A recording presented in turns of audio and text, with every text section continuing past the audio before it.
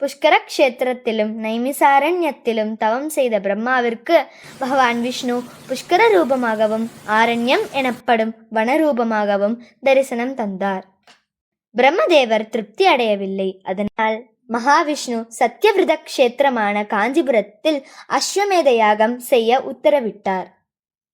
சாவித்ரி தேவியுடன் யாகத்தை ஆரம்பித்த காரணத்தால் சரஸ்வதி தேவி கோபமடைந்தாள். சரஸ்வதி தேவி இருளை உண்டாக்கினாள்.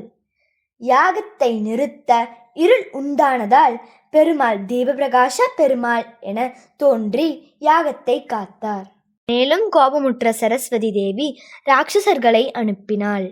பெருமாள் அஷ்டபுஜ பெருமாளாக தோன்றி அவர்களை சம்ஹரித்தார். தன் முயற்சிகள் தோல்வியடைந்ததால் சரஸ்வதி தேவி யானைகளை அனுப்ப அழகிய சிங்கர் அவற்றை பந்தாடினார். கடைசி முயற்சியாக வேகவதி நதியின் பாய்ச்சலாக வந்த சரஸ்வதியை பெருமாள் அவளை தடுத்து அந்தர்வாகியாக செல்லும் வழியை ஏற்படுத்தினார்.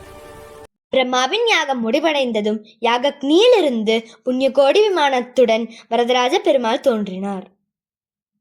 நரசிம்ம க்ஷேத்திரமான ஹஸ்திகிரியில் தங்கிய பிரம்மா அத்திமரத்தில் ஒரு வரதராஜர் சிலையை செய்தார். வேண்டுவோர்க்கு வேண்டிய வரங்களை வழங்குவதால் அவர் வரதராஜர் என அழைக்கப்பட்டார். நீங்க காஞ்சிபுரம் போனீங்கன்னா மறக்காம தீபபிரகாச பெருமாள் கோவில், அஷ்டபுஜ பெருமாள் கோவில், அழகிய சிங்கர் பெருமாள் கோவில், எதோத்தக்காரி பெருமாள் கோவில், வரதராஜ பெருமாள் கோவில், இந்த 5 பெருமாள் கோவிலையும் மறக்காம போய் சேவிச்சுட்டு வாங்க.